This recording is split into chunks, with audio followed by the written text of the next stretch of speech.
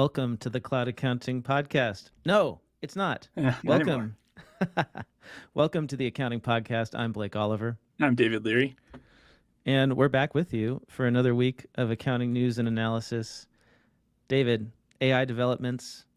You're talking about the money in AI. Yeah, there's lots of money in AI now. So the math is crazy. If you start multiplying things out, what companies that are in the AI space are going to make off of AI. Lots of money. They got to support those multi-billion-dollar valuations that they've somehow amassed after just a few months.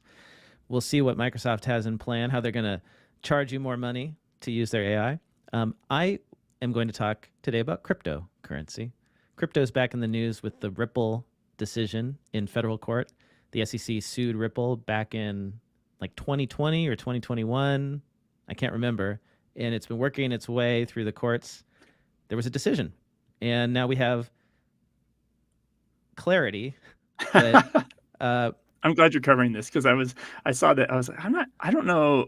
Isn't this two answers at once? I don't know. So I'm glad you're going to bring clarity to this. Yes. And so, yeah, I'm looking forward to doing this with you right now. And then I'm going to head up to Flagstaff to get out of the heat for a few days.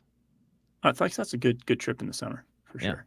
We're going to go see the meteor crater, that big meteor crater out in the desert. Have you ever been there? Yes. It's huge. Yeah. It's massive. It's a big hole. You're going to go look at a humongous hole, but it's worth going to.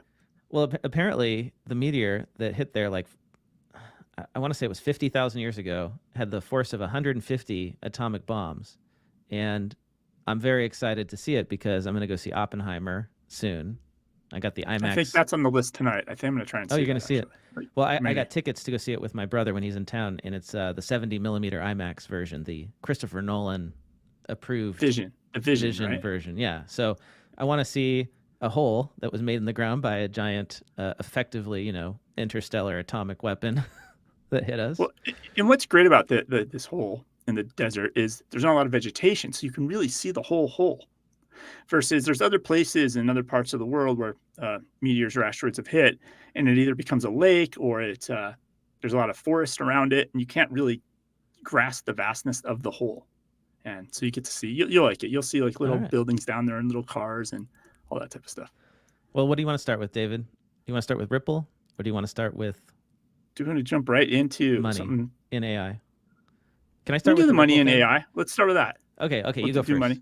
Do it. All right. So Microsoft, and we've been talking about this, like Microsoft's going to roll out Copilot, their plan. We've talked about how they've been beta testing it, right? They have an early access program with 600 enterprise clients. And I think we talked about KPMG, Lumen, Emirates, and these are the ones that are listed in this article, but I think we talked about other ones that were included in the previous ones. So basically, you had 600 enterprises testing this in their enterprise. Mm-hmm. Well, Microsoft announced they are going to charge what they're going to charge for Copilot that's built into like the Office suite, whatever it's called now, Microsoft 365. They're going to charge $30 per user per month. That seems like a lot. Do you know what they charge now per user? Well, this is an additional fee. Right. To get AI for your employees inside of Microsoft Office. Now, when they announced this day, so this was 3 days ago, it forced Microsoft stock price to become an all-time high. If they can actually get companies to pay for this. Well, considering they're testing it, they wouldn't roll out this price unless they probably have some data now showing the productivity gains at enterprises are so great that this is a no-brainer. I can spend $360 to increase an employee 20%, maybe 10%. I mean what's $300 a year in productivity? Right. No, I totally see that. But like from what we've seen so far, like with the Windows Copilot chatbot that came out, like it's not that impressive. So they must have big plans and they must expect huge productivity gains. I mean, I guess, okay, let's compare this to ChatGPT Plus, which is $20 per user per month. Yeah. And it seems like that's going to be the baseline kind of price for this sort of thing. And it makes sense, right? Because a GPT is incredibly expensive to operate. I was listening to the All In podcast earlier this year, and the guys on that show we're estimating that it's 10 times more expensive to process a GPT query than a Google search. And a Google search is like a few pennies a search. Yeah. And so Google can make money all day long because you search a few pennies and they display the ads, and they charge way more for the ads than, for the clicks that they get than the search. But if like a search on ChatGPT or Claude AI is 30 cents, like what's their revenue model? Yeah. And that's one of the reasons people think that ChatGPT has gotten dumber recently, is that OpenAI is trying to cut their costs. And so they're using less expensive LLMs. That's interesting. That use less electricity, less power, less powerful. It's a massive amount of processing power that these models use. So, okay, $30 per user per month is what we're going to be planning on.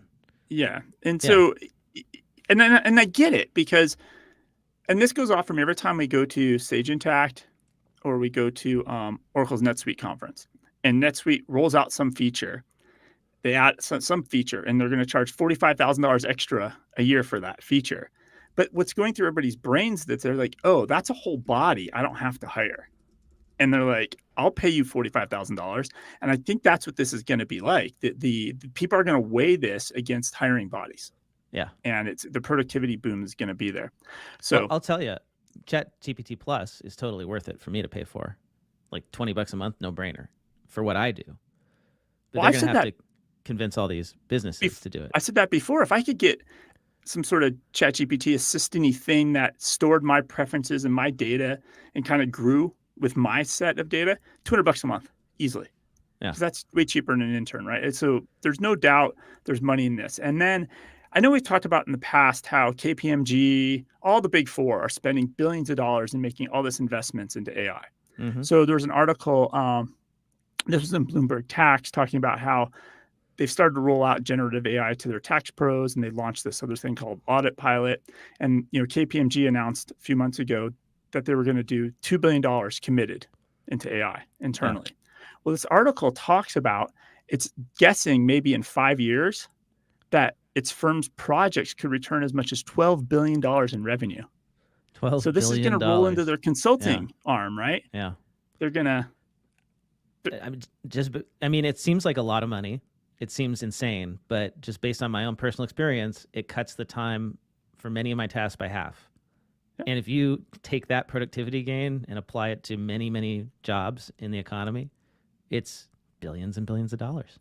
Yeah, because I'm going to be an enterprise, and I'm going to be like, oh yeah, I'm paying Microsoft for, millions of dollars for this for their Copilot, but I don't think I'm maximizing its use. And then KPMG is going to come in and get a consulting gig with their AI expertise. Yeah. That's the game. That's where this is all headed. I see. You think you think like a consultant, David. You should work for McKinsey or something. I just see how the math works on this stuff. But yeah, so that's a lot. Like the fact that Microsoft all-time high stock price was hit as a result of this, and the investors are doing the math and like, wow, that's a lot of extra just revenue. Now, I hope that firms will be able to apply this or add this per user, because not every user who has Microsoft 365 in your organization is going to need the Copilot assistant, at least at first. And I would really hate to have to upgrade my entire organization and pay $30 per user per month for something they're not all going to use. So give me an example of an employee that's on the Office stack that doesn't need AI functionality. Well, I guess it just depends on what the AI can actually do when they roll it out. Yeah. So for instance, the reason I'm thinking about this is because we use Notion at Earmark, and Notion rolled out built-in AI, and they wanted to charge, after the beta, they wanted to charge $10 per user, but it applied to all users in the organization. I couldn't just upgrade myself, I would have to upgrade everybody. And we have a lot of users in there that are just there to like look at one database. Yeah. I couldn't think of like what they would need the AI for, and it would effectively double our price. So I said, no, sorry, I'm not going to do it. If all it does for Microsoft is do the whole, like, here's all the docs on my network that are related to the thing I'm working on. Yeah. Like even that's worth it for each employee, $100 a year. Yeah. But we'll see. But the point is there's a lot of revenue coming in for the companies that are owning this technology or having expertise in this technology. It's a lot of money. Yep. Well, speaking of lots of money, let's talk about crypto. Crypto's back on the rise after the bubble popped. We may have a bubble 2.0 thanks to the latest decision by a federal judge in the SEC versus Ripple case. And I saw a lot of like crypto people dancing in videos like on Yep. TikTok. They're pretty pumped about this decision. The crypto bros are pumped because the judge said that they can continue to sell Ripple and, by extension, other crypto tokens on exchanges without being regulated by the SEC. It can stay unregulated.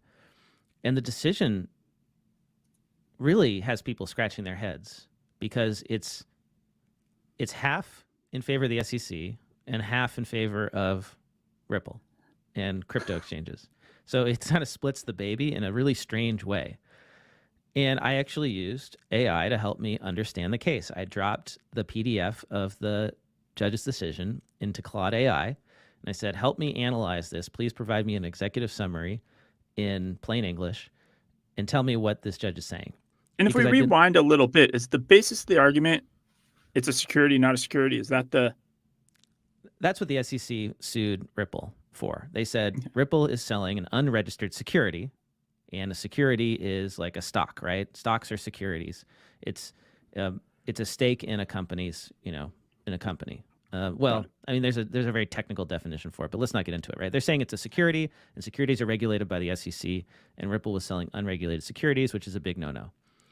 And the judge came back and said that if you sell crypto directly, Ripple was okay. Sorry, so let me step back again. So Ripple had two ways it was selling its token. It created its own token called XRP, and this token powers international payments. So Ripple's not just a token. It's not one of these companies that just spins up a token and starts selling it. It actually has a business behind this token. So XRP is what you pay money to buy XRP here in the US, and then Ripple behind the scenes exchanges XRP with an entity in another country. It was like a payments rail. Yeah, it's a payments rail. It bypasses wire transfers and other traditional international payments. So that's really cool, actually, right? I think, do you remember Veeam? That was really big. Yeah. They're still around, but that was their initial product offering to some extent. That was their whole business model and their whole product. And I believe they're using Bitcoin to do it, not their own token. Bitcoin, So SEC said, okay, well, actually, before I get to that, Ripple sold XRP, this token, to both institutional investors, like big institutions, like, I don't know, what would be a big one, like banks, BlackRock, Fidelity. BlackRock, yeah. And they also sold it to individuals on crypto exchanges. And the judge came back and said, when Ripple sells XRP to a big institution, a large institutional investor, that is a security because those institutions are buying XRP in anticipation that Ripple will succeed in their mission, right? That's like buying a stock, right? And they're giving money to Ripple and taking this token. But when Ripple sells XRP on an exchange, because the people buying XRP don't know who is selling it to them, it's anonymous, it's not a security. So the implications of this are huge because it means that institutional investors are protected by the SEC and are regulated. The sales to them are regulated. But if you sell a token to individuals, retail investors, it's not protected. It's not a security. So it depends whether it's direct or indirect. So the bank could buy the security. I mean, the bank could buy XRP and then turn around and sell it to you, David, and you're not protected as if they sold you a stock. So imagine if stocks work that way, right? If like Netflix stock worked that way, where if you bought it on an exchange as an individual, it wasn't considered a security and you didn't get any of the protections. It's very strange. So this is why everybody's so excited, because I think this is what a lot of these tokens do. They just spin up their own marketplace and kind of sell them through an exchange. Yeah, or you just go on Binance, right? And you sell it on Binance, or you sell it on whatever, all the different exchanges there are. Yeah. So they can keep doing business, basically. They just can't sell directly to institutions, which I suppose is a good thing because the thing that is really worrying is like, what if people's pensions start getting invested in these crypto tokens that are inherently worthless? Yeah. Right. And that's the big criticism about crypto. And this is something you and I have talked about. We did an episode called Crypto's a Scam. Crypto's not like a stock in that it's not tied. Most crypto tokens aren't tied to like future cash flows, right? Like when you buy Netflix, you're betting on them to make money in the future, and that money is going to come back to you in the form of dividends someday. Yes. There's actually money because of a business function, not Yeah. money in the future because it got hyped up. Right. Crypto only gains in value because other people buy it. That's the definition of a speculative Ponzi investment. scheme. Yeah. Or a Ponzi scheme. Right. So like at least there's that. We don't have to worry about people's pension funds, retirement funds from Prudential or whatever getting invested in worthless crypto tokens. But it still means that the game can go on. And so we saw XRP pop 70%. The bubble's kind of come back, and the people investing in it are by and large young men under the age of 40. And they're taking their paychecks and they're putting it into crypto. And the last go around, which just happened, the average investor, the average retail investor lost money. And it's going to happen again because these intangible assets that have no underlying economic value are going to get pumped up, and the whole thing's going to crash again. This is, like history repeating itself very quickly. And I would argue the videos I saw celebrating this are arguably pump up videos. They're pumping up. Yeah. This is exactly what happened in the 1920s, right? Before we had the SEC regulating stocks, any company could go list on the stock exchanges, and you could pump up the value by saying whatever you wanted to say. And there was no audits, right? It's exactly like these crypto exchanges. Crypto exchanges are even more Wild West, really. So, yeah. So what does this mean? Like, is it just like here we're going to see it's going to do a run up, crypto's great, then it's going to drop again? Like, is this just its dance now? The only people making money are people who can time it, I guess. Yeah, exactly. So basically, there's going to be another bubble. That's my guess. As these values are going to go up again because people are going to be able to pump it. There's no regulatory oversight. And so, hey, yeah, I guess if you're listening and you think you can time it, you could make a lot of money potentially. And your average investor is going to end up losing money because that's the way bubbles work when there's no real underlying value. Speculative bubbles work.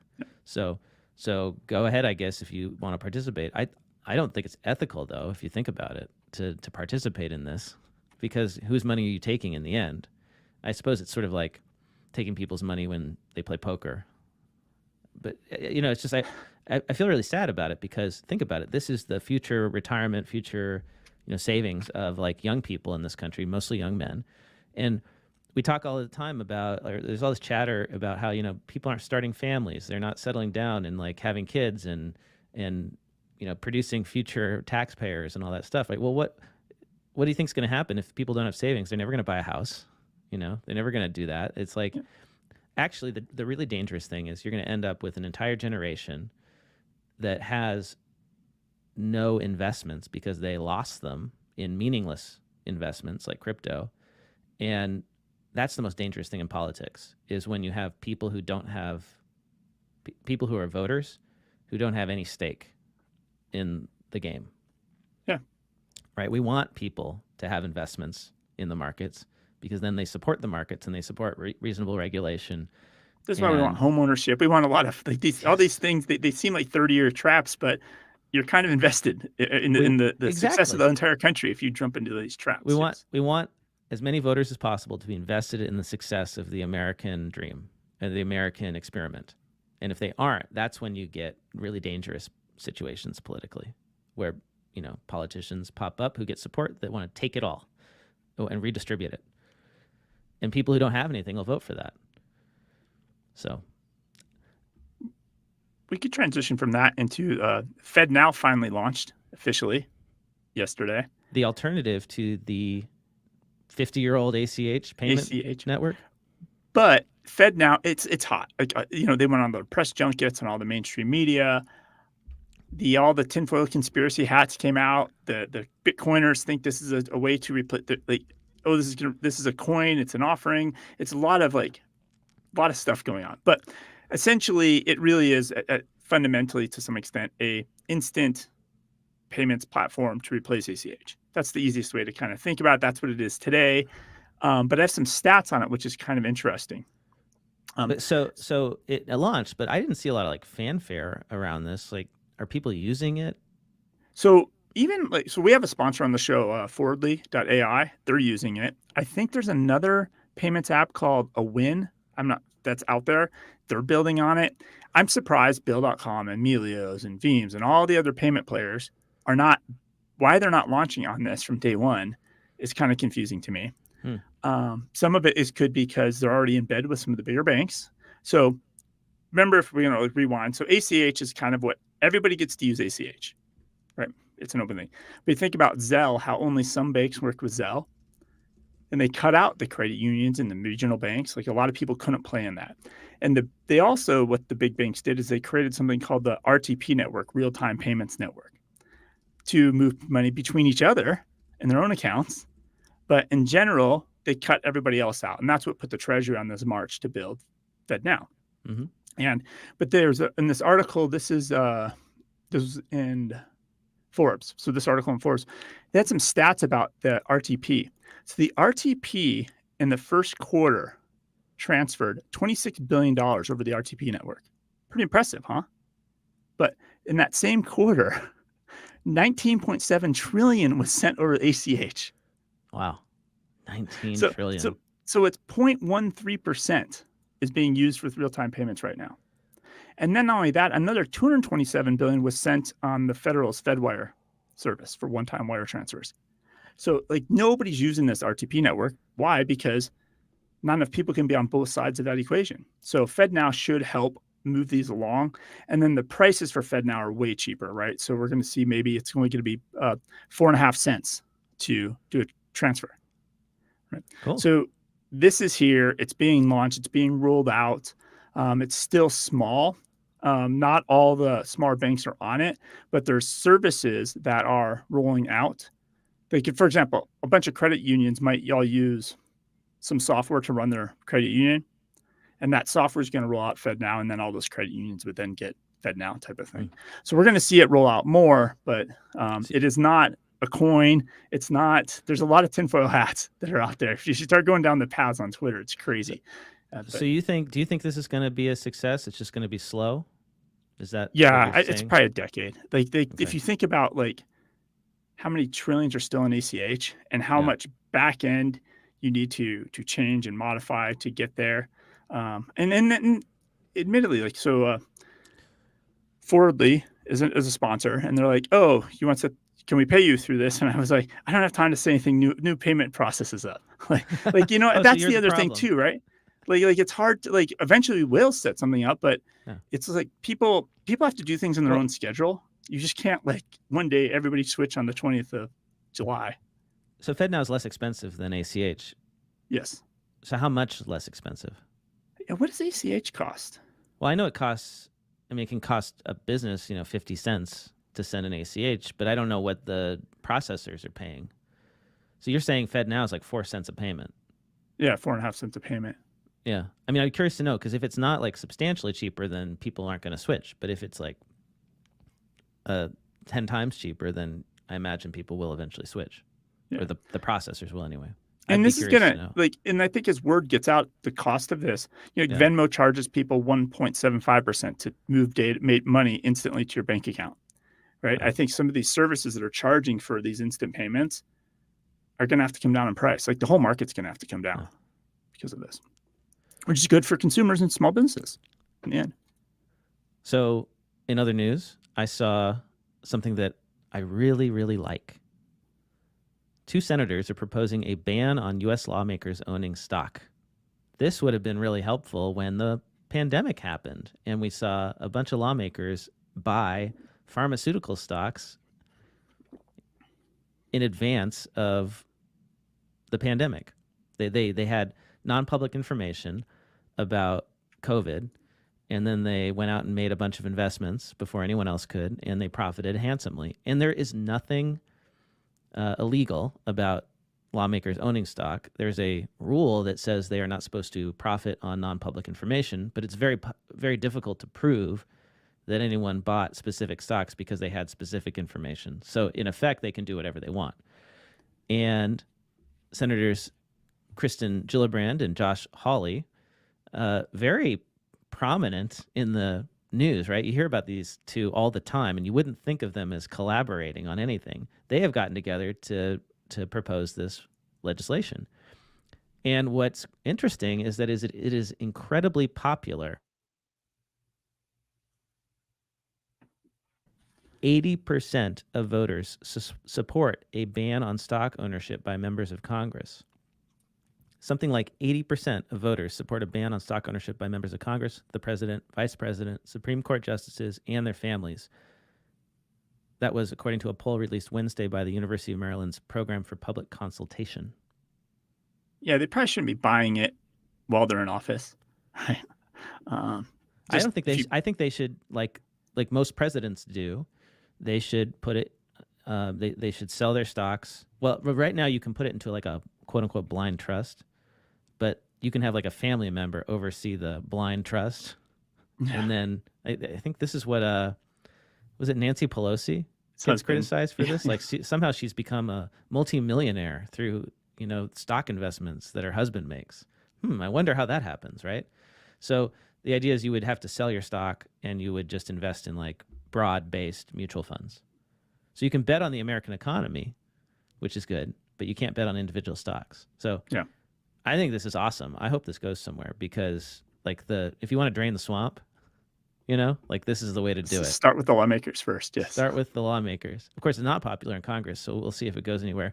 And I don't think these two, Kristen Gillibrand and Josh Hawley, are very popular in Congress either, but I don't know. Hey, Blake, we should check in with the live stream folks that are popping in. Yeah. Because you froze up for a quick second, and I don't know if it was me who only saw that or if they saw that. They could confirm. Okay. Blake, well, apologies if my connection is a little slow this Friday. You sound good to me, David.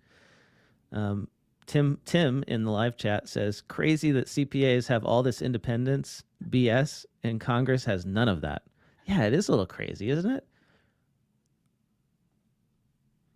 Thank you, Edgar, Romeo, HK, for joining us. Great to see you here. Thanks for chatting with us. Let us know what you think about the stories we're discussing or anything else.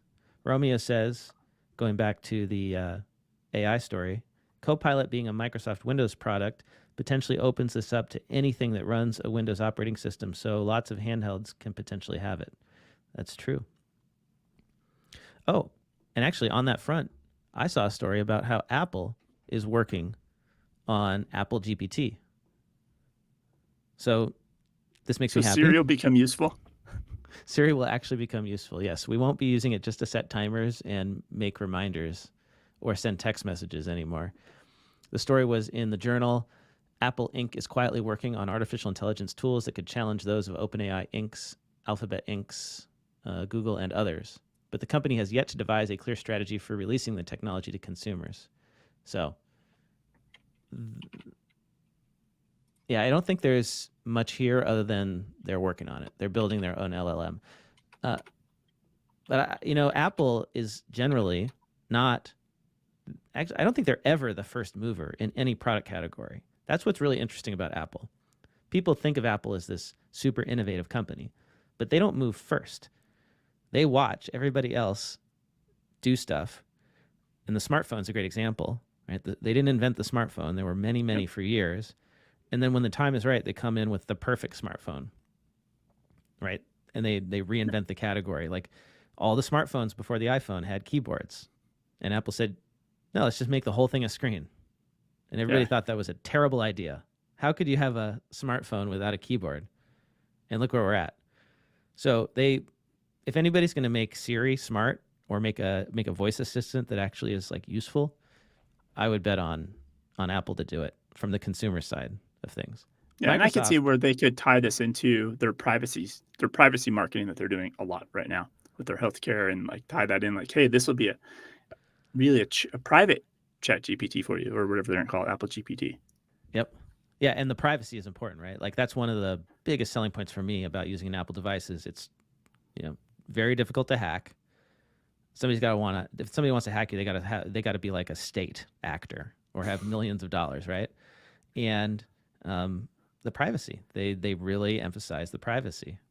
So yeah, if you're going to be sharing like all the details of your life with a GPT, and it's going to have access to everything to actually be effective. It'll have to be able to peer into your emails, your messages. I mean, it will know everything about you. So it better be freaking secure. More tech news, David. Software spending rose 25% in 12 months, led by finance departments. This was in Accounting Today, and they are citing a report from Cledara. I've never heard of Cledara. Cledara did research that analyzed over 1,000 companies and 40,000 software as a service transactions and found that finance departments saw a 105% increase in software spending year over year. That's doubling. That's insane. Customer support departments followed with a 79% increase. So what you're saying, David, I think we're still on that this has been true for like 30 years, right? That the tech gains you get from software offset bodies, and it has not stopped. Yeah. This is how we're going to solve the talent crisis in accounting, is with software. I mean, the best place to be right now is, I would say, a VC specializing in investing in software that will automate accounting and finance, especially at big companies, because they're not going to be able to find the people to do the work. It's not, and they're going to grow. They're growing fast, right? We're not producing enough grads. And the leaders of our profession are not helping. They're making it worse. So this is the future. Software is eating the accounting and finance world. Do you want to transition then into another article about the 150-hour rule? Oh, yeah, let's do it. Yeah. So this is a new article is in Fortune magazine. I'm going to mess up this name. So it's French. So I'm going to guess Ghislaine Saint-Justy. She's the president and CEO of the National Association of Black Accountants. And her argument that the credit rule is outdated and inequitable, which is, I think, your point of view a little bit too. Yeah. And what stood out in this article, I mean, it's, she covers the history of the 150-hour rule. We don't need to cover any of that here. We've beat that to death. But so less than 2% of CPA accountants identify as Black. But other industries, she said, like, for example, in the tech, we just talking about tech, right? Mm-hmm. Black professionals account for 7%, and it keeps growing in recent years. So Black professionals are fleeing to tech, obviously, to make money, et cetera. And then 2% in accounting. 2% in accounting. And 7% in tech. Yeah. And then she talks about how we're always, comparing accountants to doctors and lawyers. And she said, well, even there, for lawyers, it's 5.5%, and doctors, it's 4%. Black representation. Wow. And those so they're twice as good at diversity. And did you know this? And this is something that really blew my mind.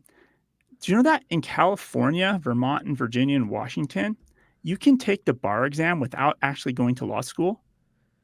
Really? If you've completed a legal apprenticeship and have passed the statewide exam. What states is that? California, Vermont, and Virginia, and Washington. Wow. You don't have to go to law school. Just experience if you can pass the exam. I think that would be the ideal situation. Let people go to school for accounting if they feel that they need it to gain the skills. But if you can pass the rigorous CPA exam with work experience that you've and knowledge that you've gained on the job, why not? Why force people to go to these expensive universities? And she talks about a lot of that. We talk about the cost to go to school, family, et cetera, et cetera. Yeah, and it makes sense, right? You want a more diverse, inclusive profession. Take down the financial barriers that keep out people who don't have a lot of money. And giving them scholarships, to me, is just insulting, right? Like, that's the response is like, oh, we're going to make it more affordable by giving out more scholarships.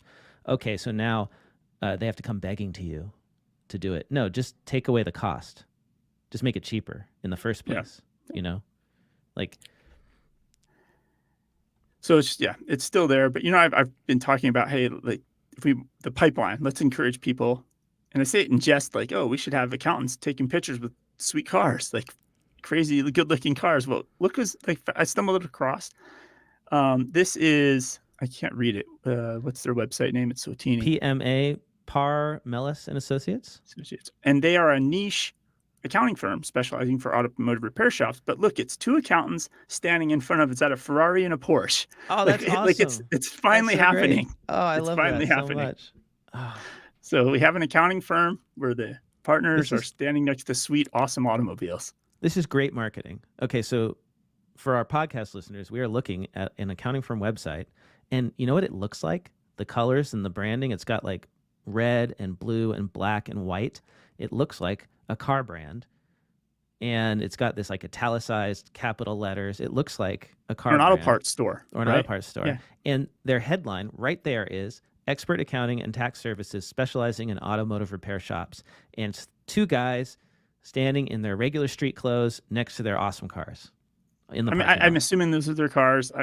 For the sake of recruiting younger talent in the industry, we should say that's their cars. It's genius. Romeo says, maybe if this industry was more lucrative, we would have way better representation. Yeah, I mean, part of the problem is that the salaries when you start out are low compared to other professions. And you don't get the big bump in pay for quite a while. So people quit and they go where they can make more money faster. And that's the problem with like the traditional partner model, the traditional accounting firm model. All the rewards are 10, 15 years in the future. We also have to fix that. And I think that the non-partner model firms, the corporate model firms that are popping up are going to lead the way. And we're seeing the bigger firms start to do that. BDO is now becoming a corporation. My hope would be that they start offering stock options to their young people to get them in the door, give them a stake, give them equity earlier on, just like tech companies do. And that way you can spread out the wealth more for those younger people who can demand higher wages and demand a piece of the action. They get points, right? Even if it's a small amount, it makes a big difference in their investment in the firm. So don't go big four. That's what HK says. It is lucrative. Just don't go big four. Go on your own. And if you own an accounting firm, if you start your own accounting firm, I think it's probably one of the fastest ways to wealth in this country. I mean, you can be a millionaire owning an accounting firm very quickly. I mean, heck, I didn't even know what I was doing when I started my firm. You're just a cellist. Within 5 years, we were going to hit, when I sold the firm, we were on our way to $1 million a year in revenue that year. In 5 years. I was just a musician. There's a lot of demand for these services. If you are able to learn on the job, teach yourself cool stuff, technology, and you know, if you have a personality and you want to talk to clients and like, you don't even have to be that good at sales. I don't know that much about sales. I just like to talk to people and I could get clients. So, where do we go from here? Oh, I got some fun stories. Can we just do some fun stories? I have some, let's do some fun stories and we'll do app news at the end, yes. Taylor Swift's economic impact. So, you know, AI is cool and everything, and it's going to have a multi-billion-dollar impact someday, right? But you know who's having a multi-billion-dollar impact right now? Taylor Swift for her bank account. Yeah, her tour. So her Swift era, her Eras tour, Taylor Swift's Eras tour is the one she's doing right now, right? That everybody's talking about. Hundreds of thousands of fans are going to see her. They are staying in hotels. They're eating at restaurants. In Philadelphia, May saw the strongest month for hotel revenues since the pandemic began, largely due to the influx of guests for her concerts. Hotel prices more than tripled in anticipation of the tour in some cities, and the hotel occupancy rate in Allegheny County approached 100% during the Swift tour. And here's the number you want to pay attention to. The tour alone is expected to generate $4.6 billion in total consumer spending in the U.S. Wow. Taylor Swift, single-handedly, well, she has a big team, right? But the Taylor Swift enterprise is going to generate $4.6 billion, and that's just for this one tour. And this again goes to like that perceived value, or, you know, having multiple things to sell or buy, because they sell the hoodies and the shirts, and obviously there's the food and the beverages and all that. And then it's like my daughter attended, and I've seen all the, you know enough people now where you see other people's videos posting, you know, on the Instagrams and all that. And I was talking to my daughter about this yesterday. I'm like, you're paying to not hear her sing. Like it's so loud, and everybody, all the girls are Oh, singing so loud you can't actually hear her sing. And my daughter's like, "But that's part of the experience, Dad." Like everybody crying and screaming, like that's part of the deal. So you're not even paying to hear her sing, which is you're paying to be there. It's the to be there. experience The of experience. being with the other fans. I'm sure it's incredible. It's got to be. Yeah. Lori in the live chat says, on my way to the NOL IRS tax conference, I sat next to a young man who was up in Kansas City for her tour. So Yeah. And she's a business machine. who is it that's a big Swiftie in the federal government? Is it Merrick Garland? I don't know. Is this? Yeah, it was actually, yeah. Attorney General Merrick Garland is a huge Taylor Swift fan. And so if you want to read some fun articles about that, just search Merrick Garland Swiftie. Like he's got collectibles, and he regularly drops her lyrics into his legal arguments and discussions. So people started noticing this was happening, right? Because it's an inside joke. So maybe AICPA could engage her to help grow the profession. They should be sponsoring her tour, Taylor Swift's Eras Tour, presented by the AICPA. That could get a lot of reach. I kind of a fun article. I don't know if it's fun. It's just like it's silly. So well, that's perfect. This is an article from Client. It's in something called Client Earth.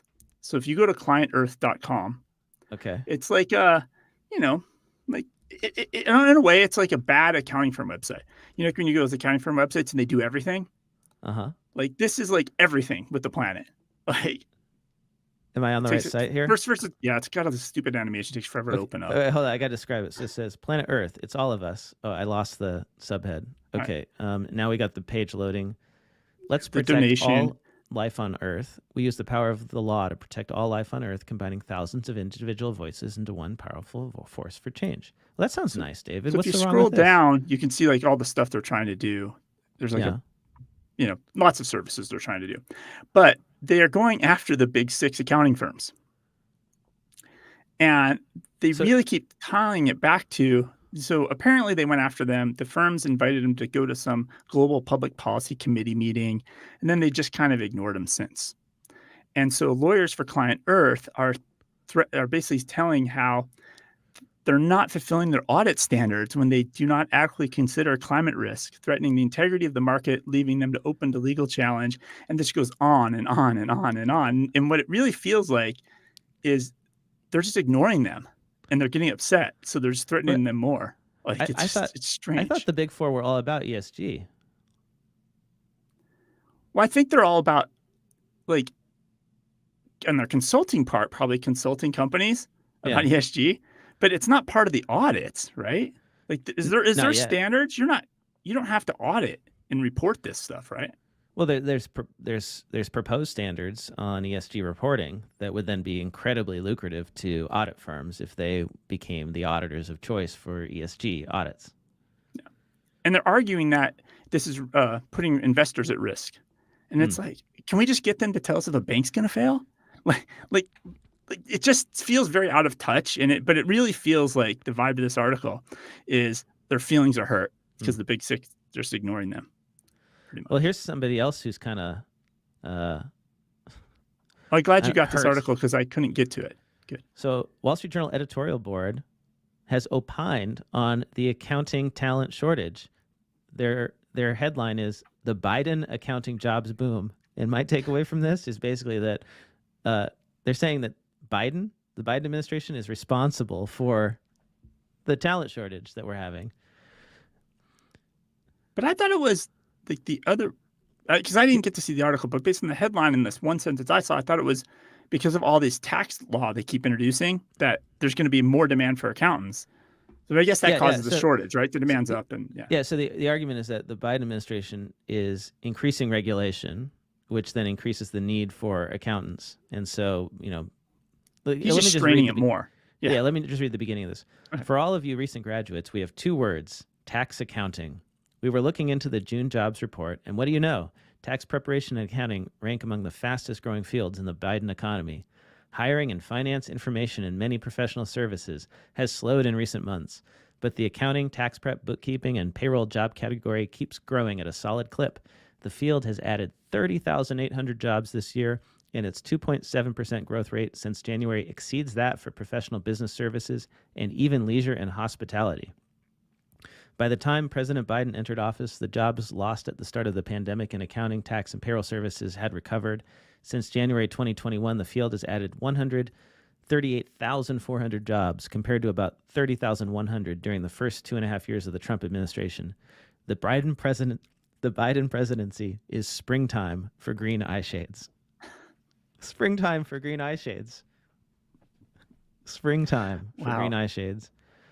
I'm just thinking of that song, Springtime for Hitler, Oh yeah, you know, from the producers. from the producers. Yeah. That's, So yeah, basically, the argument here is that Trump and the GOP simplified things, and Biden makes things more complicated. So that's why we need more accountants. And I find this very humorous, because anybody who's anybody in tax knows that the complexity has increased in both administrations, right? And plenty of stuff that the Trump administration did and then handed off to Biden, like PPP and all that. I mean, that was all like, you know, like that was all, it crossed both. yeah, this is politicians. Like, I don't know. Yeah, it's kind of a interesting headline article. So they're blaming the, you know, American Rescue Plan Act for including new or enhanced tax credits, you know, that required then more tax work. The Inflation Reduction Act added a bunch of green energy tax credits with complicated eligibility rules and bonuses. And don't forget the law's new 15% minimum tax on corporate book income. So the conclusion is all of this means more billable hours for accountants. They may have the closest thing to a recession-proof job in this current era of progressive government. So I guess accountants should be voting for Democrats, apparently, if they want to have lots of work to do. No, I've argued this before. You should vote in one election Democrats and the next election Republicans, so they keep changing the laws, and then you have work forever. Like, because they'll be reversing the previous administrations and the new ones. That's the way to vote. You jump back and forth just to get change. Change is good for accountants. That's where change is good, right? Political stagnation is good if you don't want things to change either.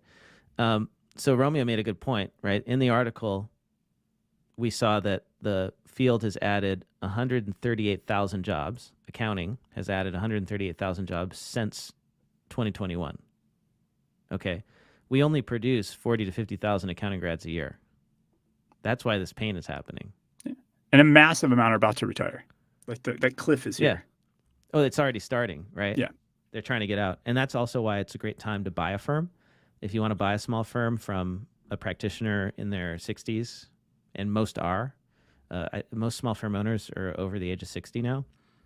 Great time to do that if you can get the right price. And the price will continue to go down as buyers are not found. So it's a buyer's market for small firms. I mean, I'm seriously, I would love to just like go raise a bunch of money and buy a bunch of small firms and put in the right technology. There's people doing this now. It's a great roll-up business opportunity. And it's not even, and this is not just accounting. Like they're doing this.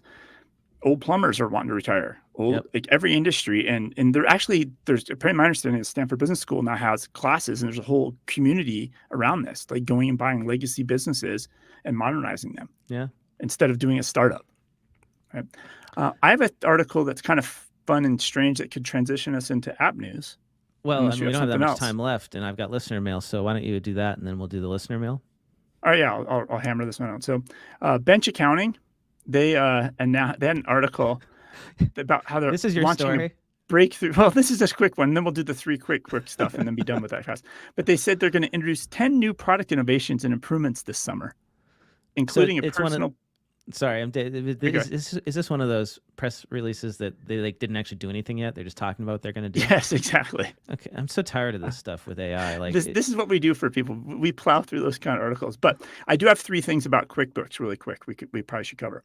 Okay. So do you remember a few months ago, QuickBooks? A few months, maybe about 8 months ago, QuickBooks launched this store, and we could buy like candles and stuff, and then resell them. It was like a wholesale marketplace called Trada.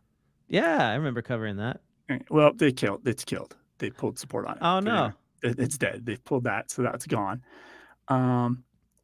They've simplified bank matching, but it looks like in the article, so it says QuickBooks Checking simplifies bank feeds matching. And I read this like 3 times, and I finally figured out it's the QuickBooks Checking product that those bank feeds are getting enhancements.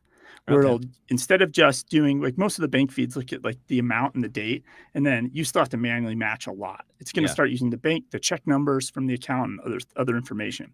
Now, where this is interesting to me is just how Intuit Payments is super convenient because it just works great. There's no more work to do in QuickBooks if you're using Intuit Payments and somebody pays you, right? It just does everything. Could a deeper integration to QuickBooks actually drive growth of QuickBooks Checking, right? Like where it makes sense to use QuickBooks Checking, because I have a QuickBooks Checking account and I don't use it. Why? Well, Because it was horrible. This is one of the with benefits of QuickBooks. Relay is that the bank feeds don't break, and you get Yeah. all this extra data that you normally don't get from like a B of A or a Chase. Yeah. And then you still have to manually match it because QuickBooks isn't doing it. But that's Right. another, it's not reading all the extra data that Relay provides them. So there's that. And then the other thing that they're doing is they are now merging. So they have a lot of front end apps for employees, right? Or consumers even, right? Well, one of the 2 apps they have is they had a timesheet app, which used to be QuickBooks Time, which was T-Sheets. And then they have this app called Workforce, which is the old View My Paycheck, which essentially you view your paychecks, your W-2s, et cetera. They're putting the time app in that app now. So now that's one app. But is that the march Intuit's on? Now, what if they put Credit Karma in there, right? What if they put their little payment thing? Is Intuit building a super app, right? Because that's a lot. If they can get employees to do this, that's 12, 14, 15 million employees. They get onto an app and then TurboTax Mobile's built in, et cetera. So those are the 3 big QuickBooks announcements. All right. Well, I'm going to hit through my app news as well. Yep. After bootstrapping for 8 years, accounting startup Doug's raises $27 million. And if you haven't heard of Doug's, that's because they are French. They raised this money from a VC firm in Britain called Expedition Growth Capital. Doug's claims to generate $16.4 million in annual recurring revenue, and they provide online chartered accountant services for small and medium-sized companies. They have 14,000 clients, and their services include financial statements, certified tax filings, expense reports, and payroll services. They're going to use the funding to double their team size by 2025 and expand to new countries, including Germany and the UK. So that's something to watch out for in Europe is Doug's, D-O-U-G-S.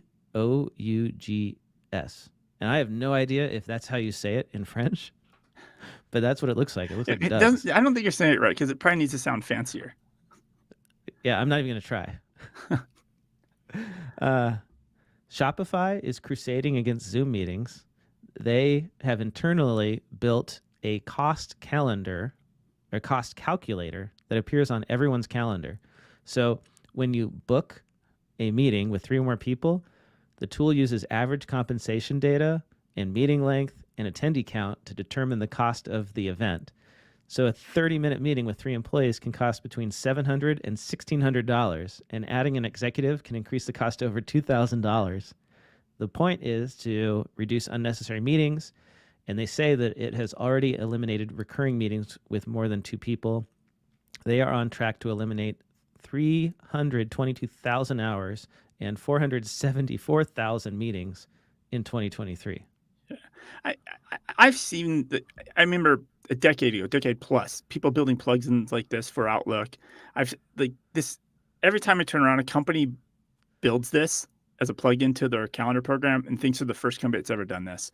Like it happens a lot, and it gets a lot of attention though. Like it's a good press thing though, gets you a lot of attention. But I don't necessarily anyone I've even seen stick around very long.